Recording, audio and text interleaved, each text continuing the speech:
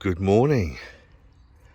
It is the 4th of June at 7:30 in the morning, and we've come to explore, haven't we, Marley? We come to explore. This is where I think the world's starting to wake up. The Drake holes anyway has started to wake up, because we have had quite a lot of traffic. And there's our little boat down there, look, all nice and snug, tucked in right behind this one. Sorry, we were going to moor here, but there's a little plastic there, so we didn't really want to disturb them. Plastics are always frightened that you're going to squish them, which is completely wrong. You wouldn't squish them, you'd sail straight through them without making a noise. You certainly wouldn't squish them. Some of the things you don't get to see very much from canal. Okay, an interesting little building that is. Like quite a nice little wine bar, don't you know, for wine of an even song. What are we going to find next then? Let's go and take a look at this here tunnel, because I've never seen any of this, you see, from the real world, from up here. I always see stuff from water level. It looks small, doesn't it? Little canal there, you see. Don't look very much.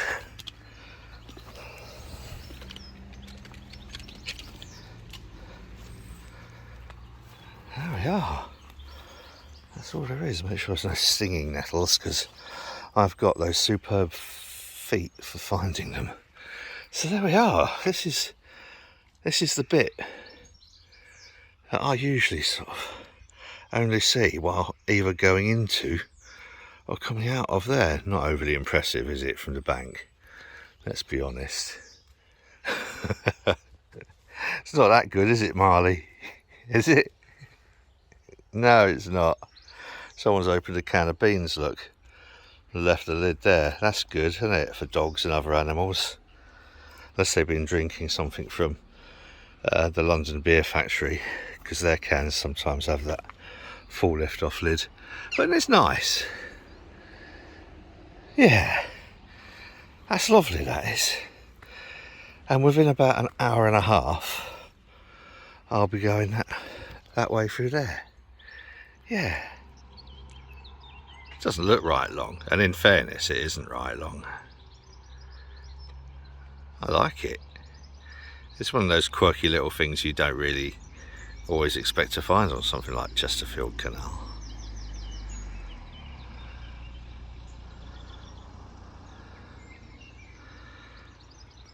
Do we?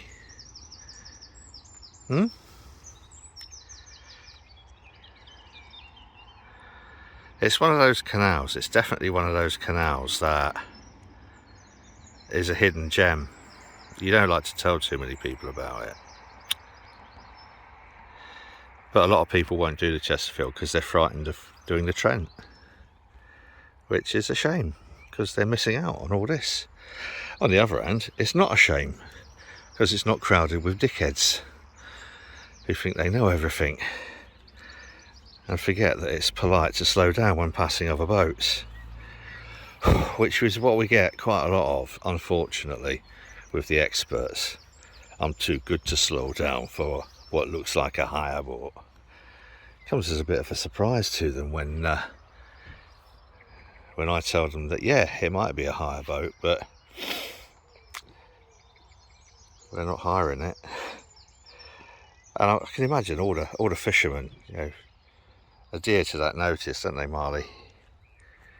Every time. I doubt you'd ever pull up here and find a fisherman that won't move. And we're off. Look. Now, the eagle-eyed amongst you might notice, distracted there, distracted by a pretty girl on a boat. There's a strange thing, eh? Anyway, the eagle-eyed amongst you may notice we have a new adornment atop us boat. But the thing is, I'm wondering whether these bulrushes, which I saved yesterday, are going to be a little bit too tall for tunnel. Here's the moment of truth. I don't think they are going to be tall for tunnel, you know. Little bulrushes salvaged yesterday. I saved them from being stolen by someone else. Oh, look at this. You know, technically this is a broad beam tunnel, so technically I'm not even going to put the light on today. You'd put the light on, or I'd put the light on, I should say, if we thought there might be another boat coming. And you should also really toot your horn. But I think this is so early in the morning, we're probably not going to meet anybody else. Now this is where, and I don't know whether this will show up on camera very much, but we're now moving into the bit with the older brickwork, and if you have a little look here, this is where the actual walls have been carved out of the rock.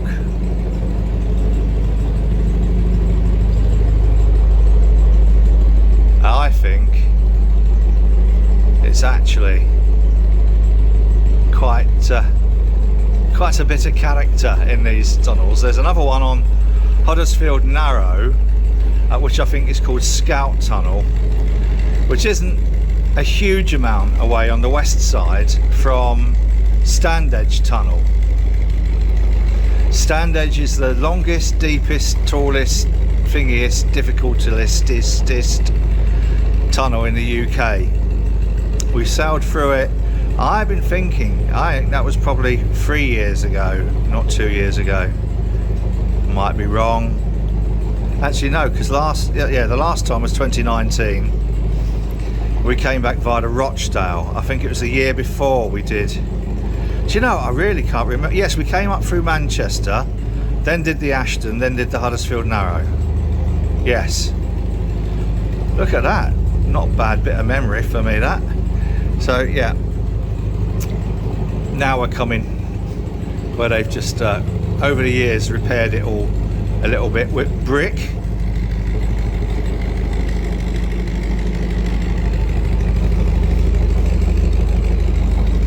And I'm not sure whether this is one that people would have legged it through in times gone by, but on some of the tunnels you'd have guys laid on the roof of the boat, pushing the boat along with their legs, sort of like walking along the wall of the tunnel. Which I think, as far as jobs go, you know, laying down on the job, probably not quite as simple as that. What a shit job that must have been. So here we are on the other side of tunnel, and I'm not going to be filming an awful lot today because you'll have seen all this, boys and girls, from the first video. What's it? So that would have been day 4, would it? Yeah, 5, 6, 7, I don't know, one of those days. You'll have to have a look in the playlist and see when it was we came through here. I think we came through here on Sunday, and then moored at Drake at oh god, do you know, wherever it was, Clayworth, at the boat club. And then Chris, Gemma, Abby and Don joined us on Monday morning, bank holiday Monday. I don't think you'd really get a much better way to spend spring bank holiday than breaking in a new crew.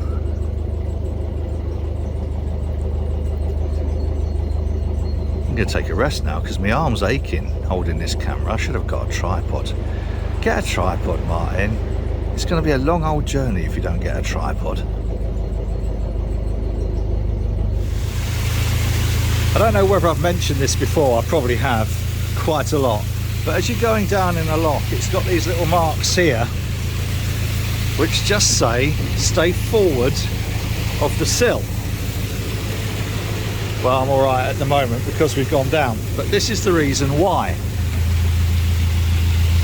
As your boat goes down, if it gets caught on that, the back end stays on that while the front end goes down. So you've got your back end stuck here and your front end keeps going down and fills with water and sinks. And that is the most common cause of boat sinkings, is just getting enough distraction there that you're a little bit further back. Bloody midges today. You're a little bit further back and suddenly you can't move. For anyone that's ever experienced that, or if you were in the future to experience that, the most important thing is to shut them paddles bloody quickly to stop the water going out, and open these paddles bloody quickly to let more water in. And every year, in fact, there's just been one, I think, on the Leeds Liverpool boat sunk in a lock. Every year there's half a dozen or so, and it is so easy to do if you're not paying attention. And that's why, I mean, people think locks are nice, sort of quaint little things, and they are, no doubt about that, but they're also a very, very easy way of sinking a boat.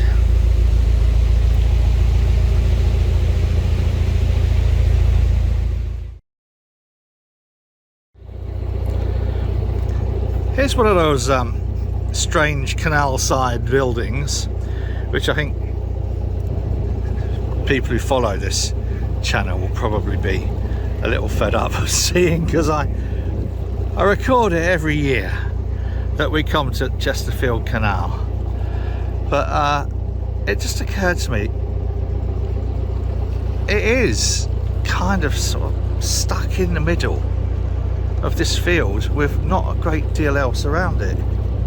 There is a rather posh looking farm here. Alright guys.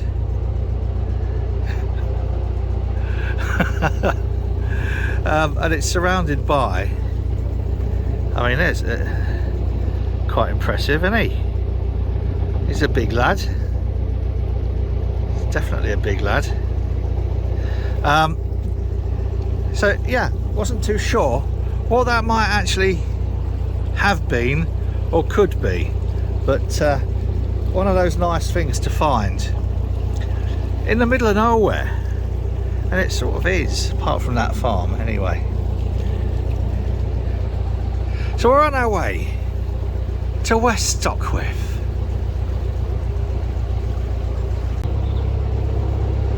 Not far off West Stockwith now. And this is an interesting one. For the last few times we've been through here, I'll have to stand up again, look at me. There's a marina that's been built, all the piling, it's all there, ready. And it's a big marina as well. It's not your couple of pontoon jobbies. That is a huge undertaking, and we've heard various reports of why it has not progressed.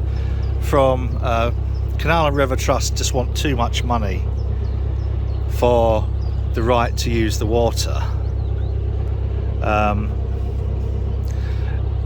which doesn't surprise me because CRT are just totally untrustworthy. So it's likely that they will have said one thing to the developer here, and then once he's built it, they'll have completely changed the goalposts, because I wouldn't trust them as far as I could throw this boat. And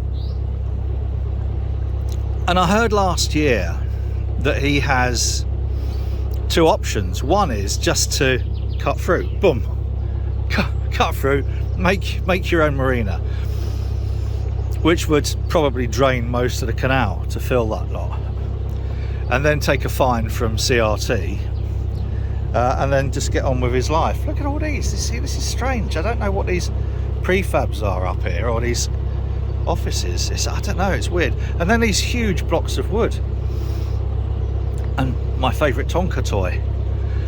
Yeah, sorry. So I don't know what these huge blocks of wood are either. I can imagine that they ain't cheap though. So yeah, it'd be interesting to see what does happen with this massive, and it is a massive marina. It's not a small undertaking. It will have cost him a small fortune to excavate all that. Oh, I'm going to come down now. And it will have been a significant project to manage. So but God, dealing with Canal and River Trust, I don't know what has happened there. Anybody knows, comments below, let me know. I suspect when we come back here, I'm not sure it'll be September, it's likely to be next spring, but I do suspect it won't have changed the right amount. Where else do you see those on canal side?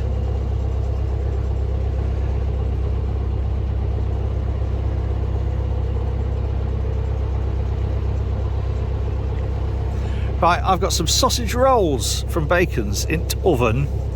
I'm now going to have a little snack. We're not far off West Stockwith, we've got 2 more locks to go.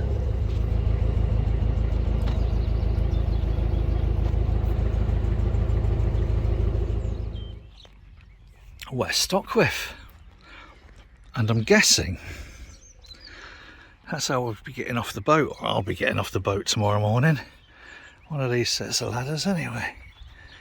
And I'm also guessing that this will be one of the trailers that will be used to get us out. So this goes in water. I'll have emptied the water tank at the front of the boat, so the front of the boat will be higher. Drive onto this and probably yank me off water. Yeah, it might be this one. Probably tie the front around there. So sailing, as long as it's straight-ish, tie the front around there, gently pull it out, and as it pulls it out, obviously, there you are. Always nice and wet when you put it out. It'll be dry when you put it in. Must rein myself in at some point. So yeah. And this is, I suppose I got a water point here. This is the Inialti. Should imagine it'd be that one. A narrowboat's not really a whole lot taller than that. So Wilf is not to be seen. I think that's Wilf's little hut.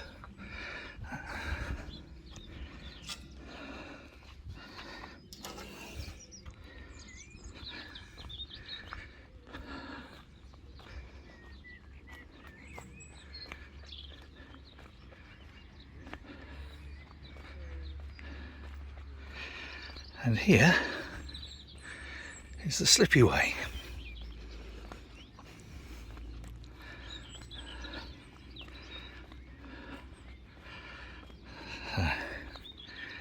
Straight down there, sail onto it, pull me out, take me around to there, get me off. obviously we will have decanted dog and everything else into car before then. Now, I'll just show you the way the moorings are laid out here. Only guessing, but I'm no expert, but I reckon that's probably a tractor that's going to be used to yank me off tomorrow. Now, all of these moorings are kind of, they're not even herringbone, so there's no pontoons. And we were worried coming in here, we thought we were going to have to go over there, where he is over there, to get dog on and off, because there's only one mooring here which is perpendicular with the quay, and almost every time we've come past, or every time we've moored here, we've had to back in. Now, that's alright until it comes to getting dog on and off. Now, of course, Charlotte's got to go and get her car. So we've got to get bike on and off, and then tomorrow we've got to get all the bags on and off, as the boat's going to be here for a week. Hello. Hiya. Oh, look at you. Aren't you lovely?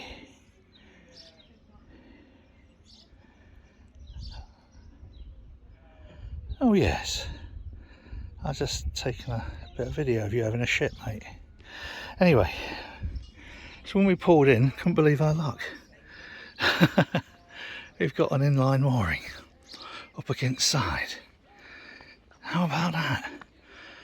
Our luck was certainly with us today. And here we go, West Stockwith. And in a week's time, we'll be going out from whence we came in, except we'll be turning right instead of left. It is now evening over West Stockwith, and I know people will be intrigued to know that on Charlotte's second mission out on her bicycle, she's got a puncture. And I haven't fixed a puncture on a bicycle probably for 50 years. So I'm now thinking I shall take the front wheel back to Sheffield, and our Bev will show Charlotte and I we need to take the puncture repair out of here. So we will now have a lesson in, won't we, fixing your puncture. But if anyone was going to get a puncture on the second trip, who would it be? The other thing you need to watch, darling, perhaps don't leave these dangling. Yeah? Mm-hmm. But anyway, so that's the first bit. The second bit is we've added 2 more, what are these called? Bulrushes. I think they're called bulrushes. Oh, fuck me, that's dangerous. Some fucker could trip over that. I'll fucking edit that bit out. I don't want people to think I can't stand up. In a couple of hours that'll be true. So anyway, yeah. Birds shitting all over the roof, little bastards. So I'm going to give that a clean. Anyway, I can't remember, I just tripped over. In case I've edited it out, I tripped over one of those. Stupid place to fucking leave them. When in Retford, I forgot to raid Chris's place for beer. Can you imagine that? So he's got this mango sorbet stroke milkshake. It's actually more of a sorbet because it's going to have a sort of like a refreshing, mango refreshing taste to it when it's carved up. I was going to nick a couple of cans and let them condition myself, but you know, such is. And I also thought I should get a couple of his raspberry sours, because I've a sneaky suspicion that there's not going to be any left by the time him and Spider have got through them. I think next time we'll be going back, and hopefully he'll have got, you know, a ½ kilo block and of that Philly sour yeast, and he'll have done a big batch. We'll see. But for today, that's it. Charlotte's now cleaning her bicycle. I'm gonna have a drink. Tomorrow this gets tugged off the cut. That means pulled out. We're going to be tugged off. I'm going to be tugged off. And and it'll be a short video for tomorrow, which probably makes up for the fact that this is an incredibly long, boring one for today. If you like this rubbish, please give us a thumbs up. It would be lovely. If you haven't subscribed to the channel, it'd be great having you on board. See what I did there? Because it's bought, you see. Never mind. Tell all your friends. Tell your sister. Tell your local pub landlord. Everything else is cushy. Till next time, whatever you're doing, do it safely. And cheers.